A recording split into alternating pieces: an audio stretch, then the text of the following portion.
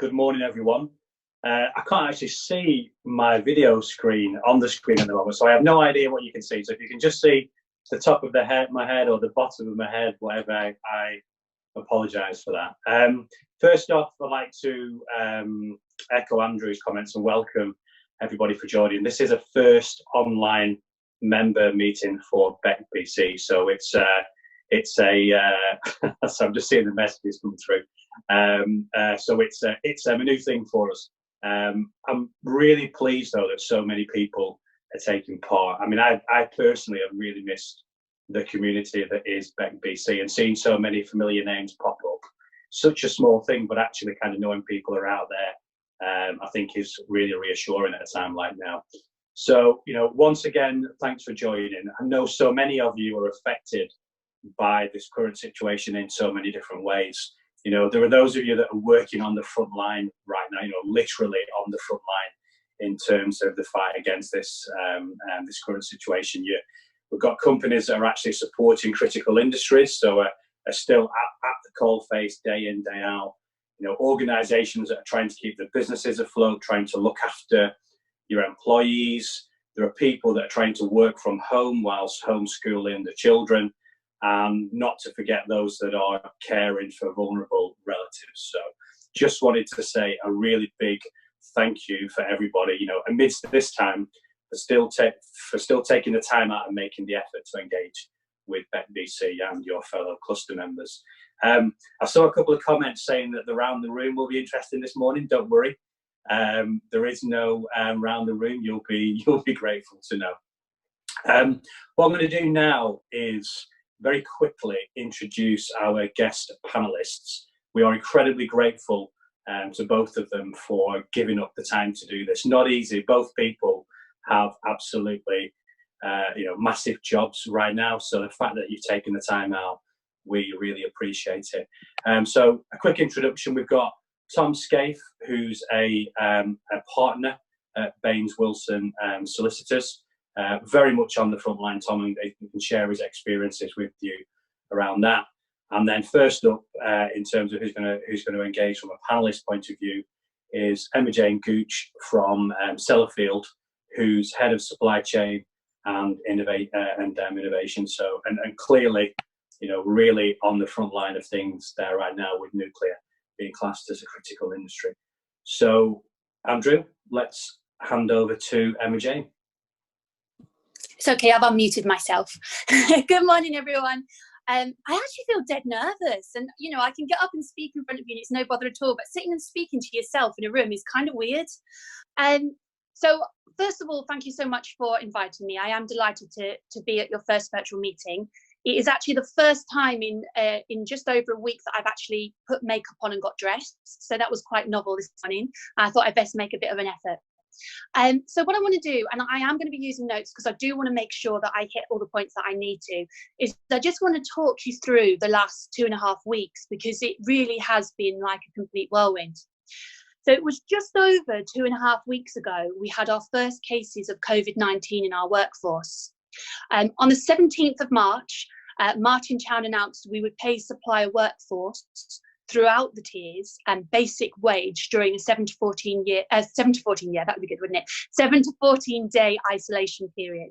The reason for that is we didn't want anyone to come in whilst they had symptoms, through the worry of, Ivan, stop messaging me, through the worry of not being able to have that financial backing that they needed. On the same day, I also advised that we were classing our financing staff as critical. It's critical to ensure prompt payments to our suppliers, and we urged our tier 2s to do the same. So on the 20th of March, civil nuclear staff were included in the government definition of key workers. And Martin Chown sent out a personal note saying we needed to maintain progress whilst ensuring we're following government advice. And he thanked everyone for their commitment and efforts. Over that weekend, things went extremely fast, accelerated hugely, and on the Sunday the 22nd, we did a controlled shutdown site-wide, including major construction. We also put a note out telling staff not to attend on Monday the 23rd unless they were essential workers. So on the 24th of March, we advised we were reviewing, and we currently continue to do so, our current and planned procurements.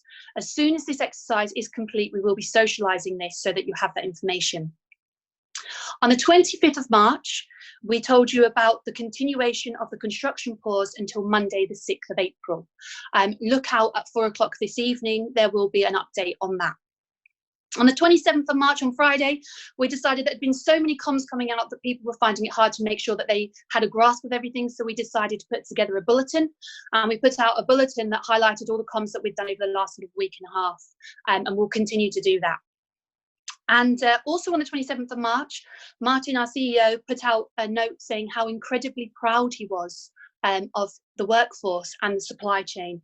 And he thanked them all for all the work that they were doing for their professionalism. And today, finally, we published our response to PPN 0220. It shows the steps that we are taking to ensure that we are supporting businesses. And I'm just going to give you a really brief overview of that. I know for some of you it's going to be really, really important.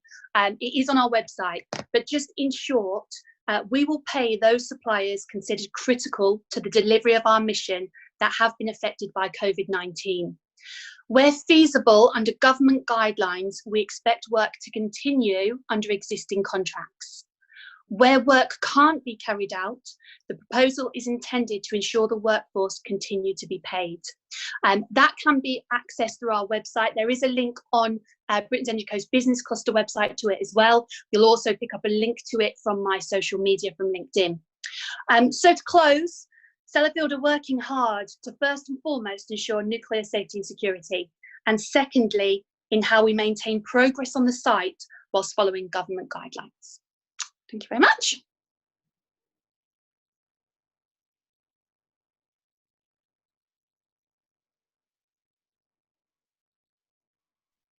Okay, thank you, Emma-Jayne. Do we have any questions for Emma-Jayne from the group? You can either put a quick message in the chat to over to Tom. Okay, we can go straight to Tom. I'm just seeing that this is a movable feast as we're progressing, but we're going to pass straight across to Tom, actually. No, there's no questions which have come up in the chat. We did get some questions which were submitted ahead of time, but let's carry on to Tom. Obviously, if you do have questions for either Emma-Jayne or for Tom as we're going through, just drop those in the chat and we can come back to those. We can unmute you and you'll be able to ask that question directly to either of the panelists when we get there. So let's move on to Tom Scaife, and I will unmute you, Tom.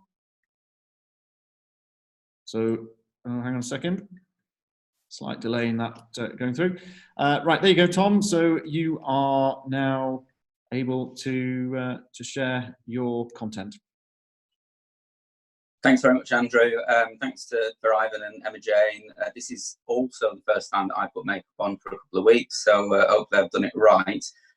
It's a bit weird. I echo what Emma-Jayne said. It's sort of more nerve-wracking doing it this way in your kind of spare room than it is live in front of 200 people. But anyway, I'm an employment partner of Baines Wilson, so I wanted to just share with you my experiences the last couple of weeks, what's been put in place predominantly for employers and employees, brief details of the schemes that are in place, and then, because there's lots of unanswered questions, anybody that's got any questions, it's a free-for-all at the end.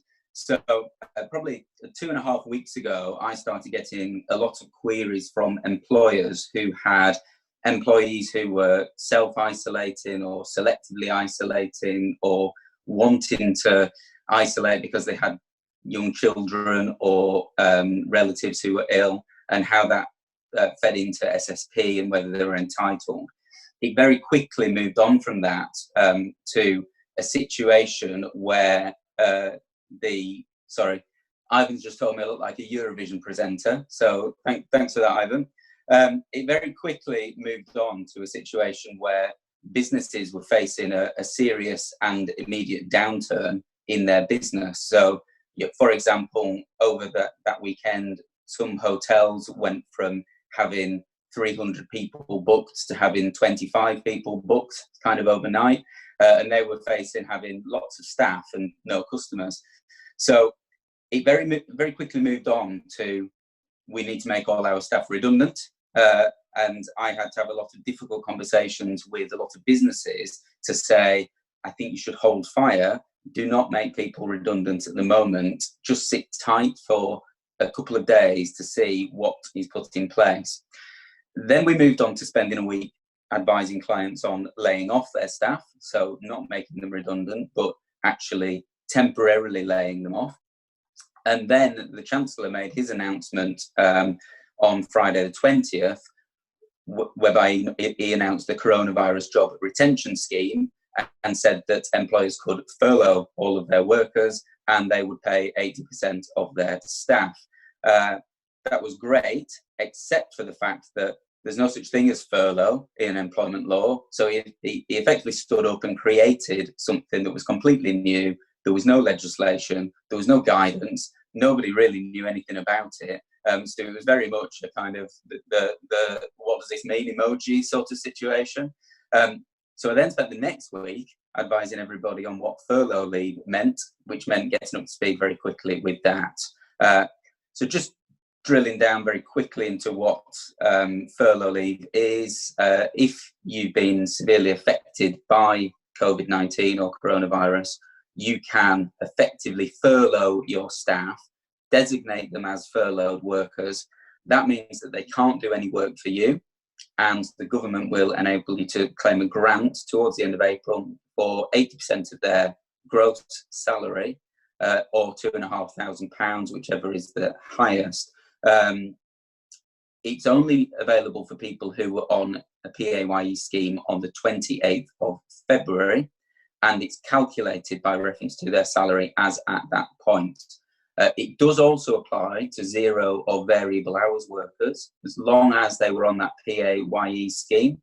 And the way it works for them is they either get the same amount that they got in the pay period last year at the same time, or it's an average of their monthly earnings for the last year. So pretty much anybody who's on a PAYE scheme is covered.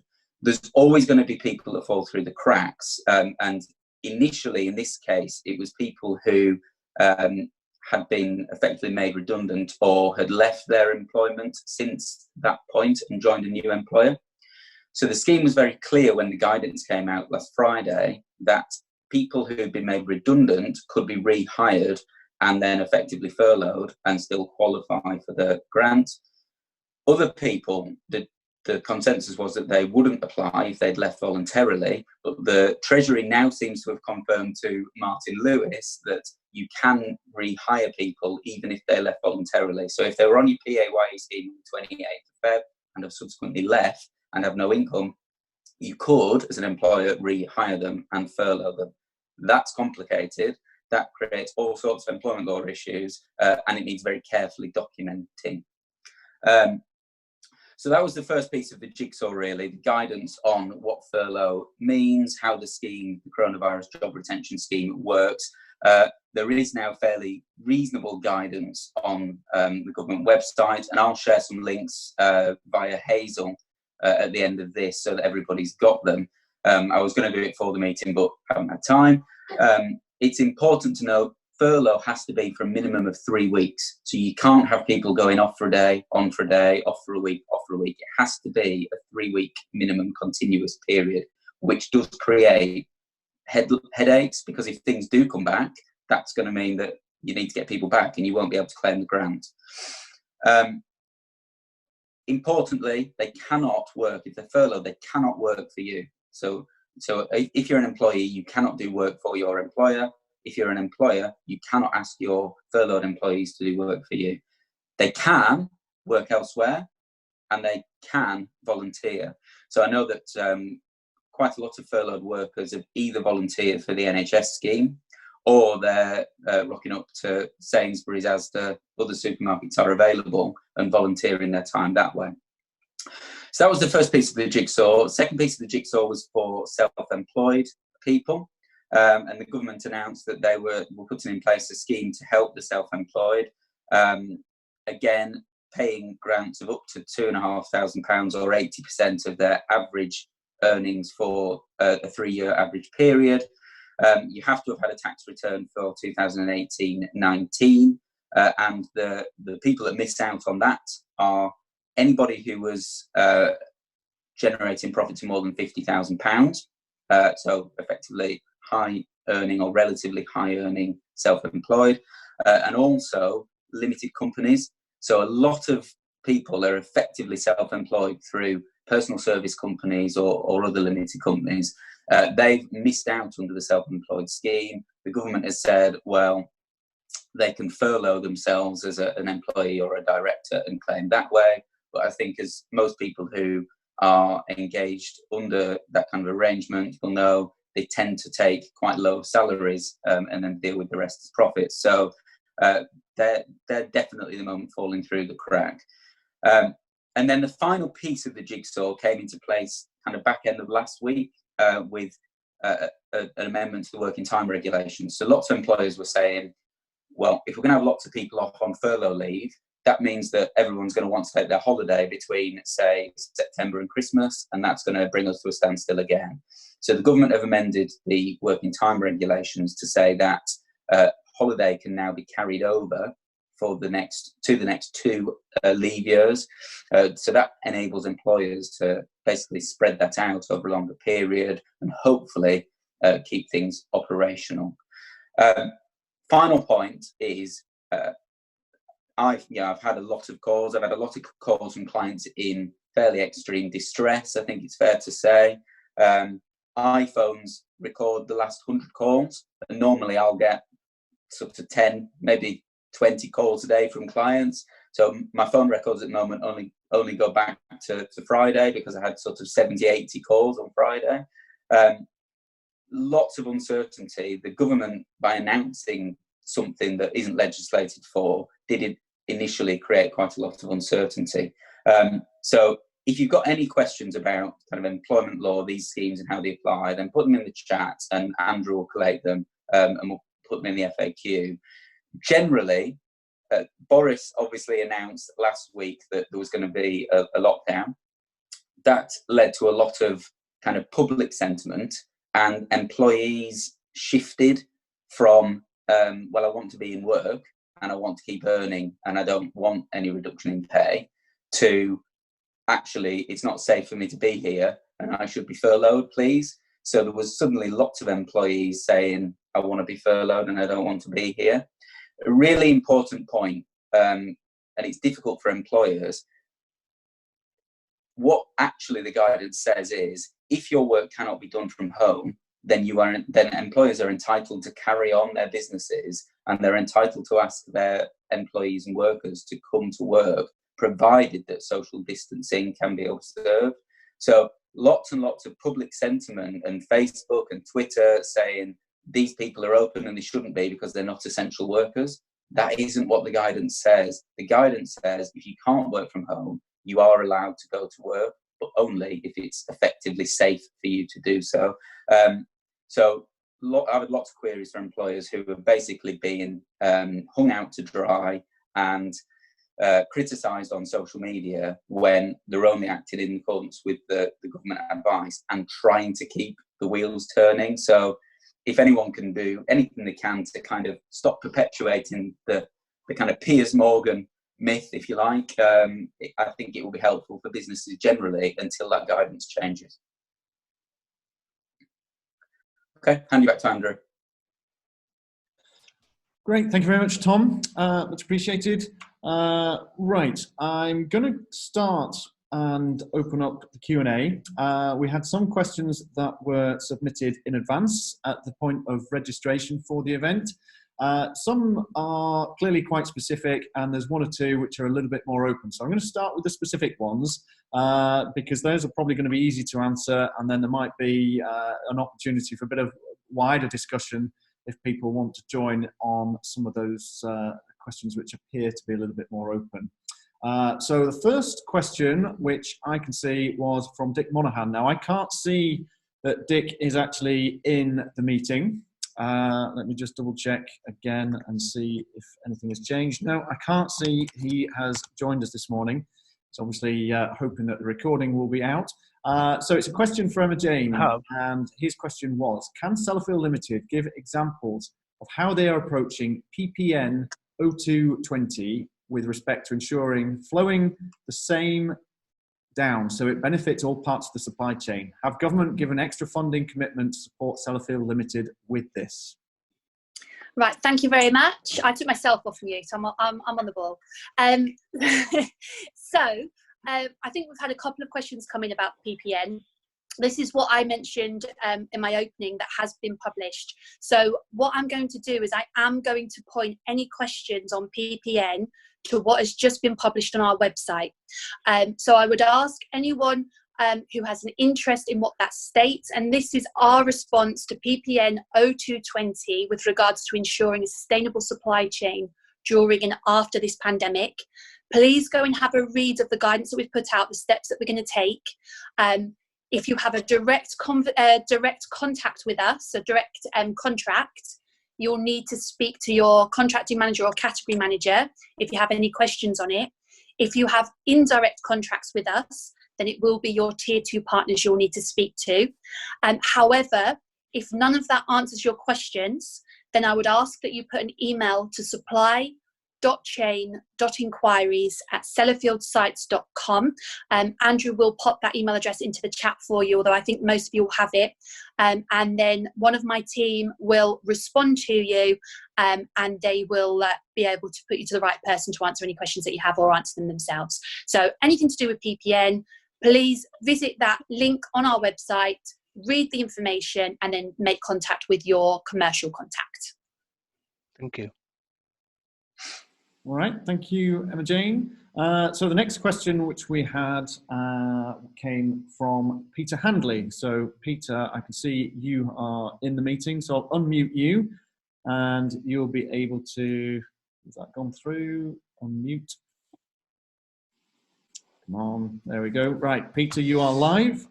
So you've got I can remind you of the question if you need, but you can ask that question directly now if you wish. Yeah, good morning, everyone. Yeah, I'm trying to remember my question, Andrew. It was concerning companies like Capula that have got a lot of experience with the plant process on Sellafield's site that don't necessarily have to travel on and off site to be able to solve certain problems or issues as they occur. And I was just wondering, have you got anything set up? Or has Sellafield got anything set up that allows more remote sort of services? We've got 6 or 7 network PCs directly connected to the Sellafield networks. So there's a lot of things that we can do, you know, from our own IT systems remotely, even working from home, from remote laptops and things like that. I'm just wondering how much you're gonna capitalise on that over the next sort of couple of months. Okay, thank you for your question, Peter. So we are obviously looking at all different options on how we can deliver our work. I think probably the best thing for you to do is to pop an email across to us telling us what it is that you think you can supply us. Now, please don't every 120 people start messaging saying, oh, we can supply this, we can supply that. If you think you have got something unique that is going to help us through this challenging time, then if you pop an email to supply chain inquiries clearly stating what it is that you can do, what we will do is we will socialise it in the business with the right people, and they will take it up with you if they've got an interest or a need. Because obviously for me to know every single need that's within the business, I can't do that. So what I would say is, and that goes for anybody on the line, if you think you have something really unique, and it's got to be unique and it's got to be different, please don't sell pictures because we haven't got time. But if you've got something unique that you think will add value to us through this challenging time, pop some details through to us. We'll put it through to our crisis management team who are dealing with COVID-19 and so forth, and into our different cells that we've got set up. And if there's any interest, then they'll come back to you that way. But email through to supply chain inquiries. Again, if you genuinely feel that you've got something that can add real value at this difficult time. Will do. Thank you. Okay. All right, thank you, Emma-Jayne.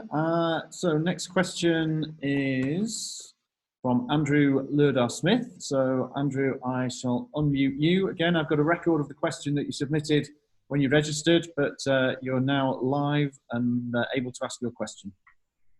Hello. So my question's in two parts. First is what's happening with the DPS framework, and the second is what is Sellafield doing to support research and development organisations who are well suited to be able to work through this. Okay, so with regards to the DPS framework, we were up and away with getting companies registered and so forth. With the current situation, we're not currently doing much work on the DPS because we've got other priorities that we have to prioritise. So at the moment, there isn't anything that I'm aware of that will be coming through there at the moment. Now, that doesn't mean no, not never, but it just means at the current time, there isn't anything that is going to be coming through there. With regards to technology and so forth, our goal is to continue operations and delivering our mission as much as possible while following government guidelines. So we still have a mission to deliver, whether we have a pandemic or not, and we're really focused at still delivering that mission. So opportunities are still going to be coming out, but it's just going to be a time frame while we're looking at what is actually essential to ensuring that we are safe and secure as a site, because nuclear safety has to be at the forefront. Once we've got that banged down, we'll then be able to start looking at other opportunities and so forth. Okay, yeah, I totally appreciate the obviously the current situation has to take priority. The DPS framework has been delayed for some considerable time now. Yeah, so absolutely. Just as long as there's an awareness that there are companies out there that are waiting on work to come through there. Yeah, absolutely. And we are trying to continue with Link. So we are trying to still put some things through Link where we can, because we are very mindful that there are some companies that can offer some real value. And we will not allow that to slide. So whilst we're currently working in this current pandemic, what we're also doing is ensuring that we're set for the future. So we're kind of firefighting, but also making sure that we're working at, okay, so how do we continue to do things like our SME agenda to ensure that we're re-engaging, to make sure that Link and DPS are adding some real value and giving companies opportunity. So that work still has to continue, but just at this current time, it's literally all hands on deck and trying to just manage the situation that we're in and enabling us to move forward from there. Yep, that's great. Thank you very much. Thank you. Thank you, both of you there for that question. Okay, moving on to the next one. Let's just see if we have Matt Meller. Yes, Matt is in the room. So Matt, I've unmuted you. You fired a question in when you registered. So Matt from Createch, away you go. Yeah, hi, thank you. So the question I fired in was a very broad one about the Cabinet Office PPN, which I think you've already answered, Emma-Jayne, although I did miss where I could find that response online. Could you just repeat that? Absolutely. So someone has put it on the chat for you. I think Kurt kindly put it into the chat. So if you click at the bottom of your screen, I think he's put where it says more, you'll find all the chats listed there, and an actual link to the website is there for the note. Or alternatively, if you go onto my LinkedIn, you'll pick it up from there. Sellafield's Twitter, or just Google onto our, if you go onto the Sellafield website, you should be able to pick it up from there too. Okay, great. I've got that through Kurt's link. Thank you, Kurt. Just one quick question. The notice does include the announcement of pre-approval from Treasury for up to 25% upfront payment. Has Sellafield given that option serious consideration? Because that is something that would help many companies in the supply chain who are struggling, not actually with Sellafield itself, but with other suppliers and other customers that's impacting cash flow. And that may really help the wheels keep turning. Yeah, so back to my initial comment, unfortunately, because of the commercial sensitivities, I can't talk about this on an open call really, because it's you know, it's not the right thing to do. But what we're asking for is individual conversations. So if you have a request, if you haven't got where you need to through the relevant and yourselves, I'm not sure if you have a direct contract with us. If you have a direct contract with us, please have that discussion with your commercial contact. They are the ones that are prepped and primed and ready to have those conversations with you. If you haven't got a direct contract with us, have a conversation with your tier 2. If you still haven't got what you need, come and have a conversation with the supply chain inquiries team, and we will have a conversation with you individually about that situation. And I'm sorry that's really vague, but it has to be. But it's not off the table, it's just a case by case. Nothing is off the table. Okay, thank you. You're welcome. Thank you for that, Matt. So I've had a question in from Toby Bailey. So I'll just unmute you, Toby, and you can ask that question to Emma-Jayne. Okay. Yeah, good morning, Emma-Jayne. Morning. Morning. Just a quick one. In your intro, you mentioned you were reviewing all your procurement activities, Yes. defining what is essential, non-essential, etc. When do you think you'll have got to the end of that review, and when do you think some information will be published? At the moment, I don't have a timeline for it. Right. The work is being led by a gentleman called John Sidney. You may have come across John Sidney before. The commercial meeting, the supply chain meeting with which I sit in, we have catch-up calls at 8 o'clock every morning to try and work out where we're up to and the different things that are going on. I have expressed the need to get this done sooner rather than later, because I do understand that the supply chain are keen to understand what is available, what is coming up and what is stopping. I will continue to put pressure on for an answer, and as soon as I get some idea of timeframes, I will make sure that I put it out to you guys so that you are aware. But I'm certainly putting that pressure on and explaining the importance of doing it. Okay. Thank you very much. Okay. Okay, thank you both. Tom, don't think you've escaped this. We'll give Emma-Jayne a break. So Graham McAvoy has asked a question. So let me just unmute Graham, and there you go, Graham. Feel free to ask that question to Tom. All right. Yes. Well, we've got 3 guys off who've been asked by the doctor not to go into work for the next 3 months, obviously with health issues. So we made the decision to furlough all staff, mainly on the grounds that those guys are key members of the team. Just wondering if that is justified, and whether, when we get around to putting the application in, whether it will be accepted or rejected. Okay, thanks, Graham.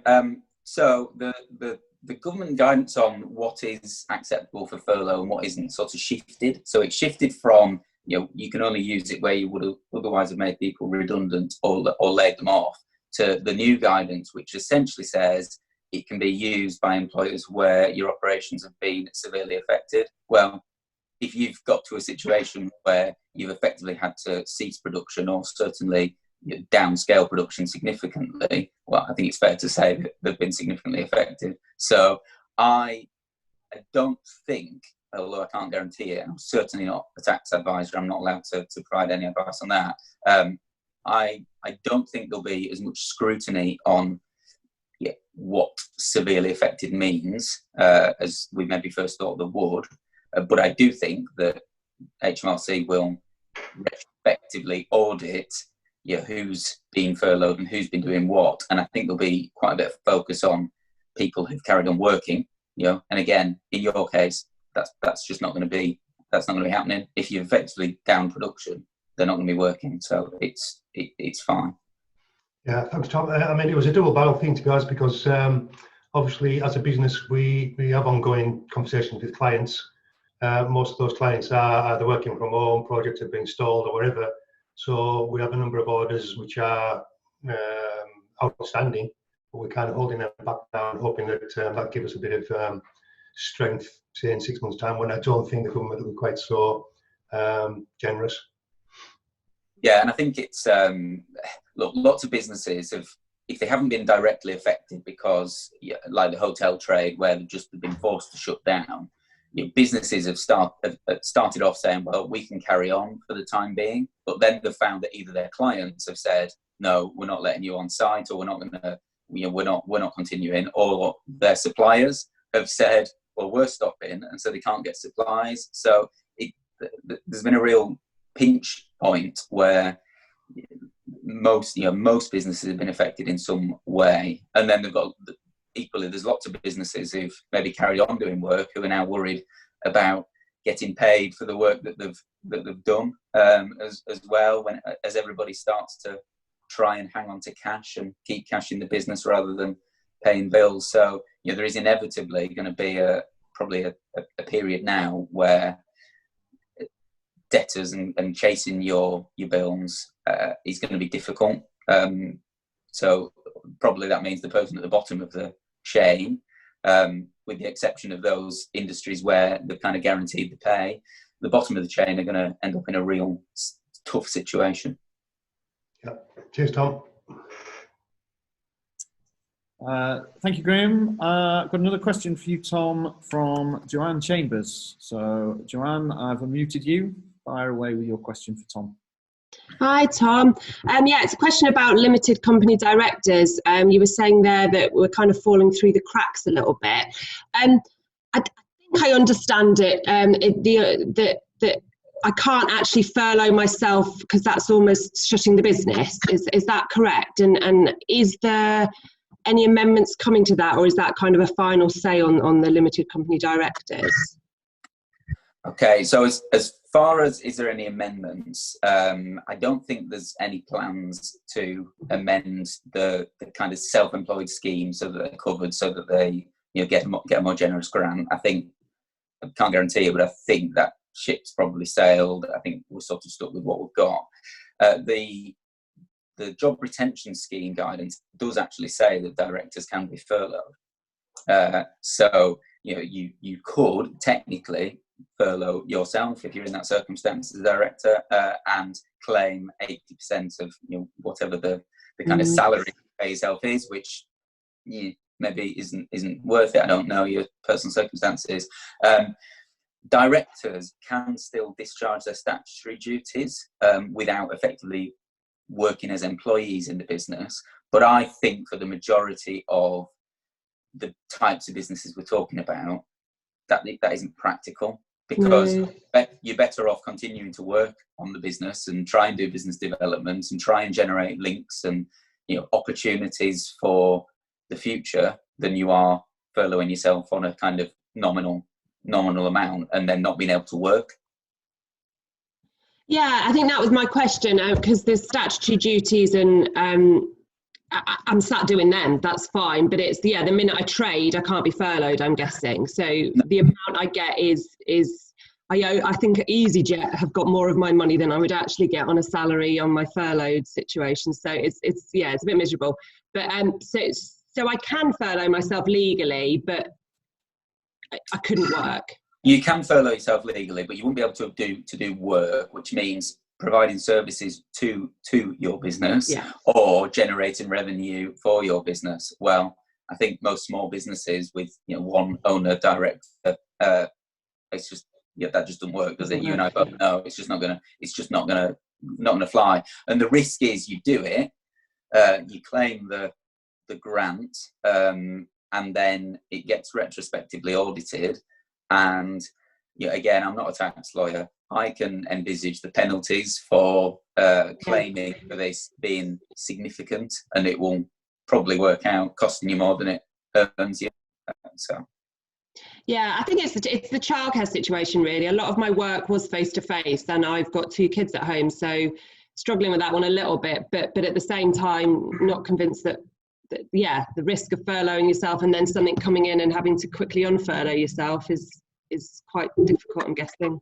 Yeah, I mean, there is a middle ground. Obviously, it's a 3-week period. The middle ground is you could furlough yourself initially and stop doing work.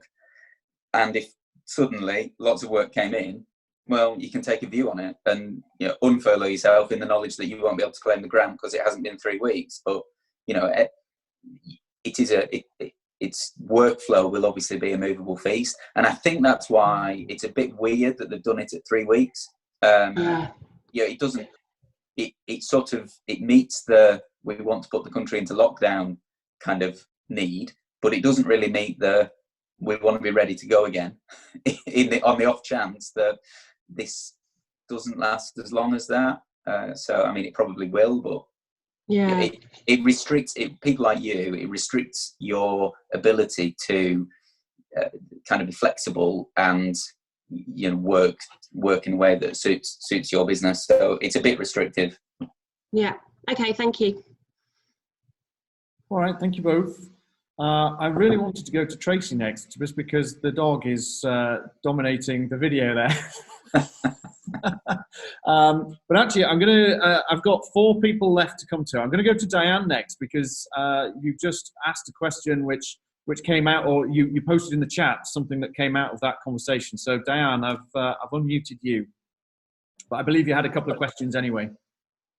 Lovely, thanks, Andrew. Yeah, I've just mentioned in the chat that we are looking at getting some small groups together, and I think there's a lot of concern around this director salary versus dividends question, and I think probably our members are going to be best at supporting each other around this. It helps if you know that other people are in the same situation.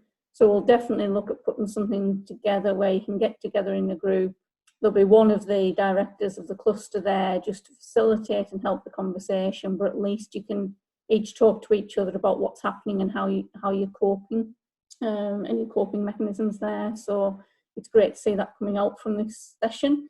So the 2 questions that I had, should I set off with Tom, since he was already up? First one was for Tom, which was, what's the most important thing for businesses to do right now as far as HR and their staff are concerned?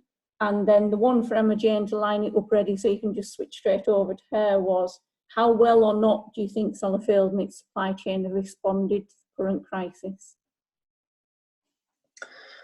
Okay, thanks, Dan. I'll take my question first. I think if you have furloughed staff or furloughed all your staff, actually the key thing to be doing now is not forgetting about them. So they can't work for you, but that doesn't mean that you can't pick up the phone, make sure they're okay, do a bit of video chat if you can, and just touch base with them to make sure that they know what's going on. If you haven't had to furlough your staff, but you're thinking you might want to, everybody else pretty much has. So, lots and lots of organisations have.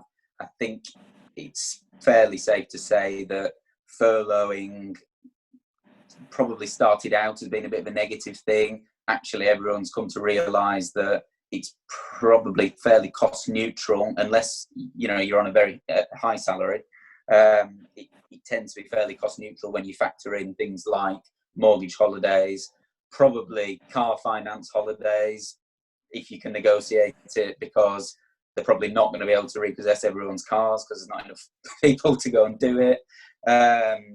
Things like that. So you have a serious look at your business, identify if you have been affected, whether people can be furloughed to reduce your wage roll. And if you're monthly paid, you're now in a situation where you're probably not going to have to pay people until the grants come through. So you're from a cash flow perspective, as we sit here on the 1st of April, that initial, we need to pay people and then claim it back, if the grants can come through by the end of April, might not be there. Thanks, Tom. That's a helpful point, actually, because I think it is important to keep in touch with and still see them as your staff while they're furloughed. It'd be very easy to get caught up in the crisis, wouldn't it? Yeah, it would. And look, everybody's the key, I guess, problem and angst that I've experienced from both clients and employees is a kind of uncertainty.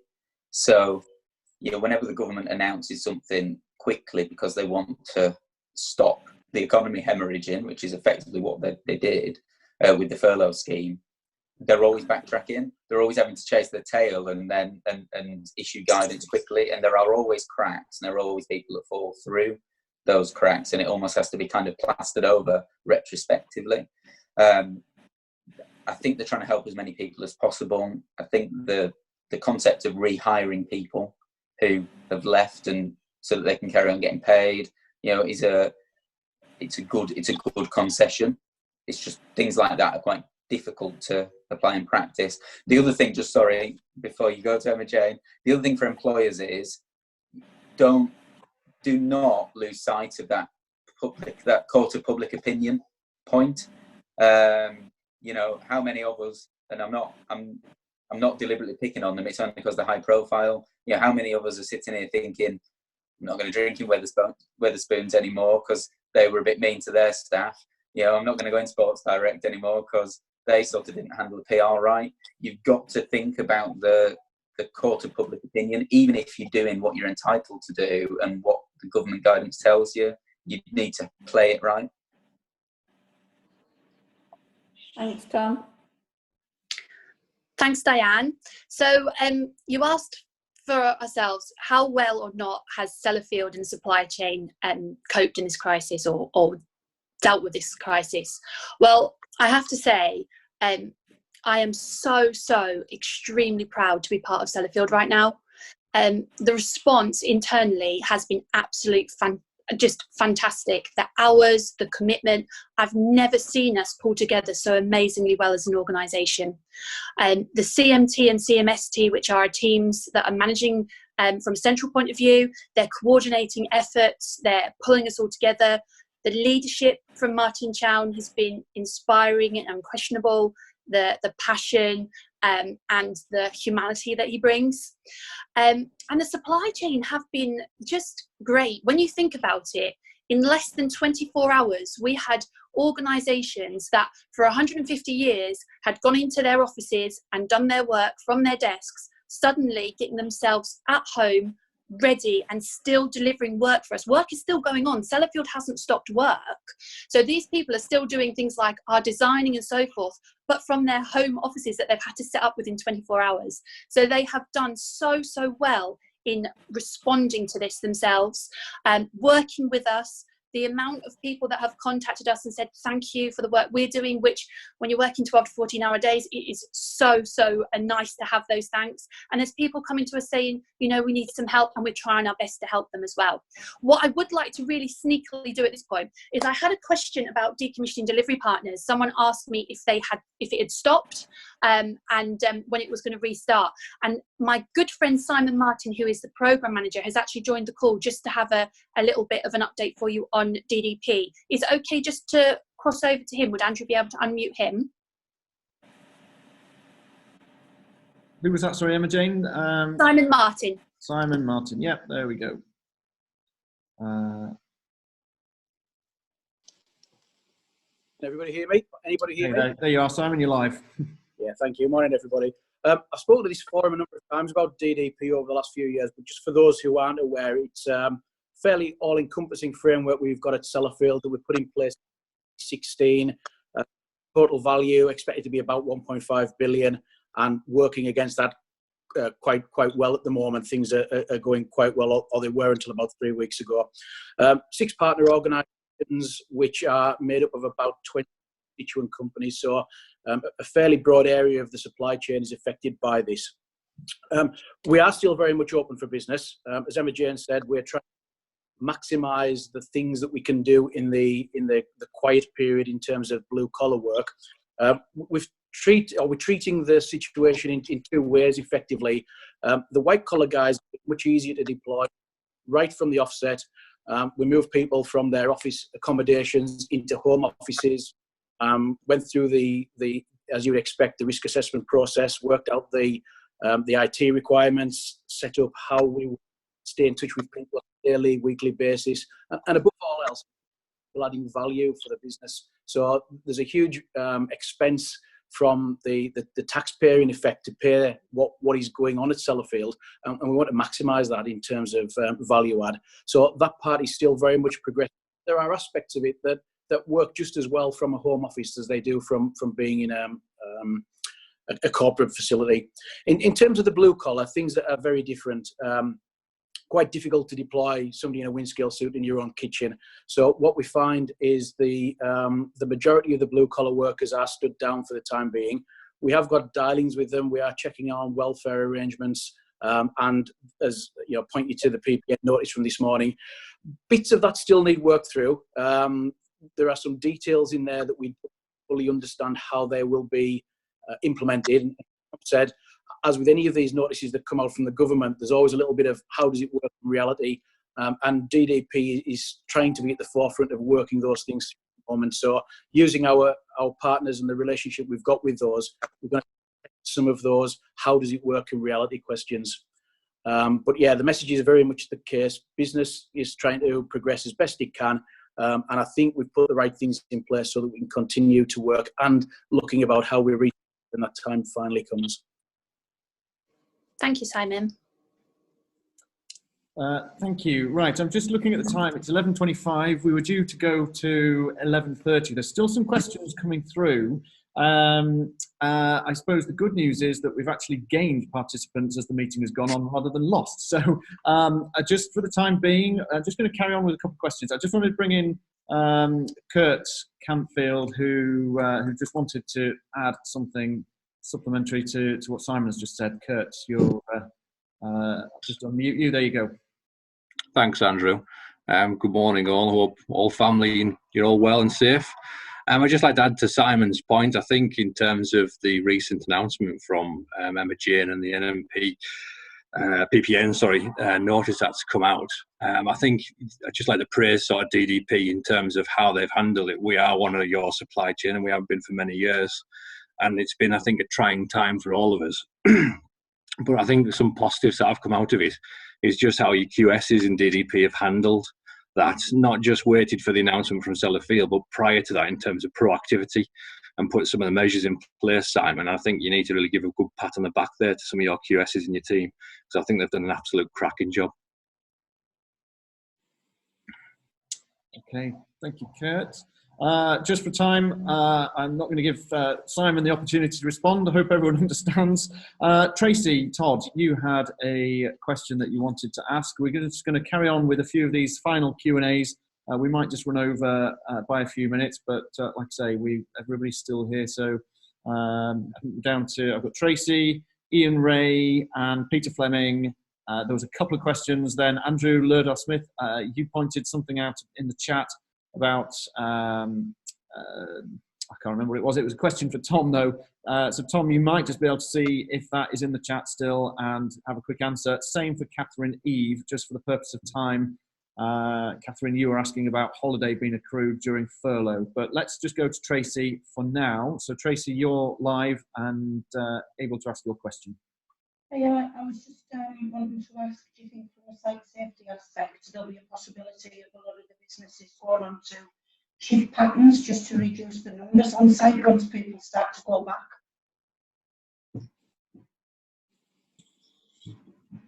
Sorry, who was that question for? Yourself. All right, I didn't quite hear the question. You're not very clear on the microphone. Can you say it again for me? Sorry, I was just trying to ask, would there be a possibility that more shift work may be seen on site once the numbers start going back, just to keep those numbers down? Okay, so we've got a team working on how we ensure that we can, so our first priority at the moment, so the construction and so forth is on pause. Work that can be done from home is being done from home. But what we do need to ensure is that we have the numbers on site required by ONR with regards to nuclear safety and security. So we are putting things in place, and we have measures in place to ensure social distancing whilst we have those people on site. And as we look to bring more people back on site, we'll continue to follow the government guidelines to ensure that if they are coming on, they're coming on in a safe manner and they're being conducted on site in a safe manner with regards to social distancing. If that means putting in more shifts, that's what we'll do. We've got fantastic teams working, scenario building, and looking at the possibilities of ensuring that we're getting those safe people on and off. So the safety of our people is always utmost importance. Excellent. Well done. Thank you. Thank you, Tracy. Ian Ray, you had a question for Emma-Jayne. Let's just unmute you quickly. We're losing a few people just as we get into that crunch time. So, Ian, fire away with your question, and then I've got Peter Fleming, a couple of quick ones for Tom, and then we'll wrap up. Morning all, morning Emma-Jayne. Morning, Ian. Hopefully you can see the question that I put forward on the group chat there with regards to the supply chain COVID-19 procurement notice. Can you see that? I haven't looked at it because I'm working off an iPhone, so what I don't want to do is go into the chats and then lose my video. So if I just read that out, the supply chain COVID-19 procurement notice says Sellafield Limited will continue to pay those suppliers considered central to the delivery of our mission that have been affected by the virus. And what I'm saying is, have these been defined? Who are those suppliers that are central to your mission? Yeah, so the category teams are currently working or have been working over the last 2 weeks to look at who is essential. Now the notice has finally come out, and apologies for the delay, but we've been working with the NDA to make sure that it was a group response rather than just an individual response for Sellafield. So the category teams have already been working, and all of the contract holders will be contacted. Yourself, your indirect, not direct, is that right? Or both? A little bit of both, yeah. A little bit of both, okay. So with regards to the indirect, with regards to the likes of DSA and so forth, they will all be contacted, and then they will contact yourself, or you can contact them.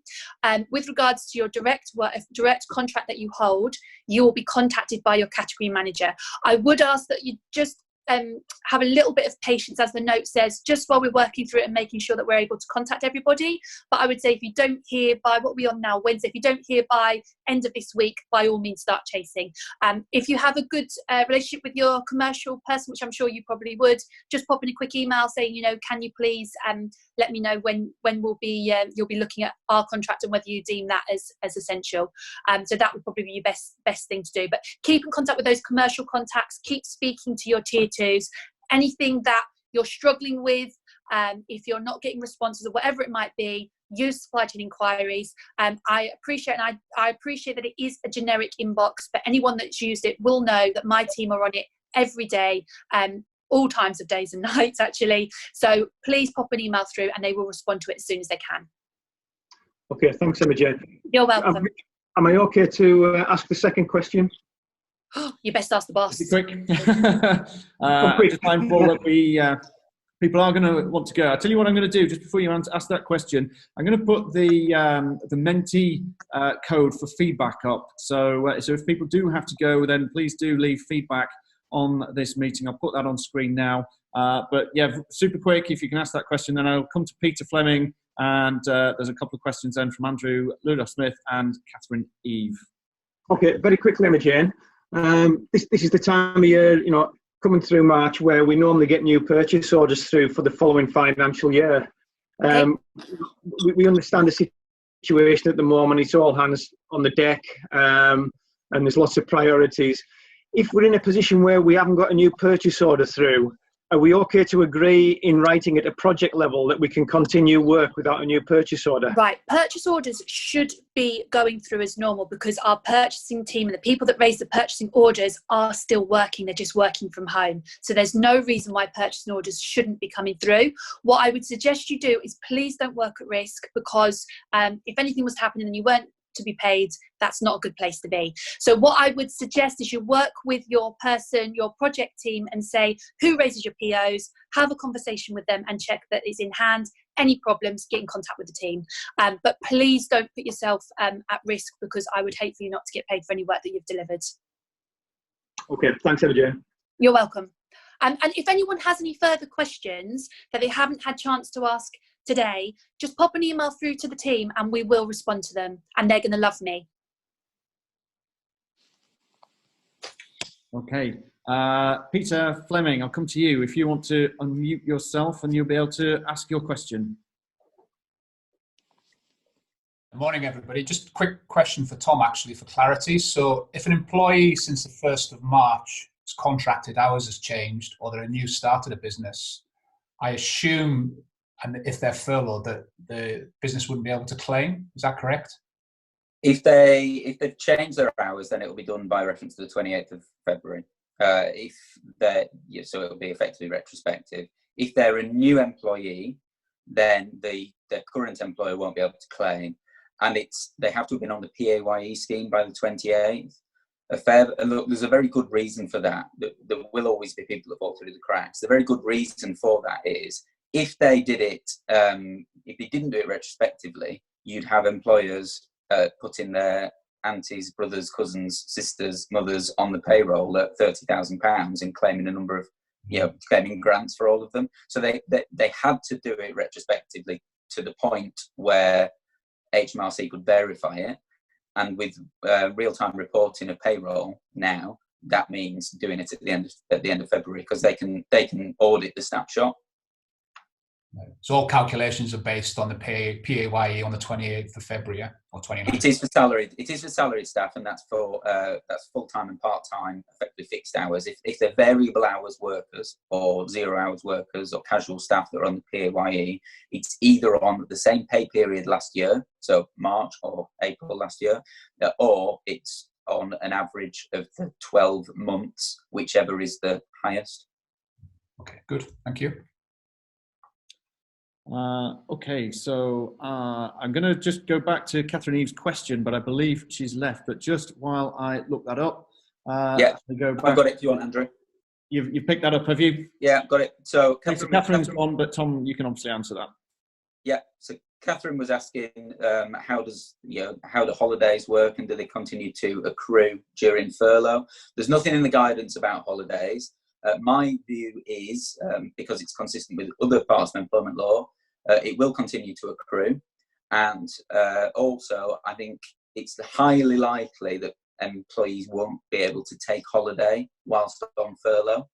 So those are, and I think that fits in with the amendment to the working time regulations. All right. Thank you, Tom. And final question for the session, Andrew Ludar-Smith. Obviously, you've already had your 10 seconds of glory, but we'll just give you that opportunity again. You had another question for Tom. Yeah, I do apologise, having the mic here. So we're a new limited company, so we've got no 18-19 tax return. So we've got myself as the director, and we've got a full-time subcontractor that we took on Monday this week. Obviously, we're still currently in work and being paid by our clients, which is fantastic. Is my assumption right that there is zero help available should that work dry up? Well, I don't think there's zero help available. You certainly obviously fall through the cracks that I've mentioned, because one, you're a limited company, so the kind of self-employed concept won't help you. The contractor, if they're not on a PAYE scheme, obviously they fall through the cracks as well. But there are other schemes available to try and help businesses, like the business interruption loan scheme is available to businesses. Just on that, so just this is anecdotal from kind of clients. Some banks, I think, have been asking for personal guarantees for that. Some aren't, so choose your bank wisely. Most banks are saying that business interruption loans aren't available if you could otherwise get credit via the normal channels, which I think is a bit weird, because it sort of means that if you're credit worthy, you're going to end up paying interest on your loans. If there's a serious chance you're going to end up defaulting on it, then you can get one of the government-backed interest-free loans, which seems a little bit strange, but it is what it is. So there is help available. I would speak to your bank, speak to your financial advisors. Make sure you go on the government's businesssupport.gov website, which sets out the details of all of these schemes. All right, thank you. Great. Thank you very much, everybody. Really appreciate everyone's contributions there. Ivan, are you still with us? Because that's me, I think. All remains for me to do is, like I say, thank everyone for the contributions. Hope you're well. Hope you stay safe. Best wishes to you and your families. Ivan, hand across to you to close out the meeting. If there is any member news, this can be circulated across to Hazel and will be shared on the website. But I hope you found the session useful, and I'll hand across to Ivan. Thanks, Andrew. Yeah, I mean, first off, thank you to everybody for your contribution. Thank you to Emma-Jayne and Tom. I think at times like these, when we've got far less opportunity to connect with people, having a real conversation with real people, I think counts now more than ever before. So thank you to you guys for stepping up and doing that for us. Thanks very much to Hazel and Andrew as well for turning this around and actually making what I think, you know, in many respects is a more dynamic and interactive meeting than we would have had if we'd have met in person. I mean, I have been sat here listening to the comments and the questions and the feedback, and it just feels like we're getting that dynamic feedback, which actually we need right now. We're a member-led organisation, so we need to make sure that at this time we're tuning the activities of BECBC to what is an ever-changing environment. So the more feedback that we can get from members, the more relevant we can be, the more support we can give you all at this challenging time. So I think what I've heard is a number of different things that we can put on, different engagement sessions, perhaps more regular. We were conscious of not wanting to flood people with stuff whilst you had so much else going on. But if it feels like now's the time to ratchet up the activities, and that's what people want, then I can reassure everybody that that's what we will absolutely do. So just to kind of wrap things up, I just wish everybody well.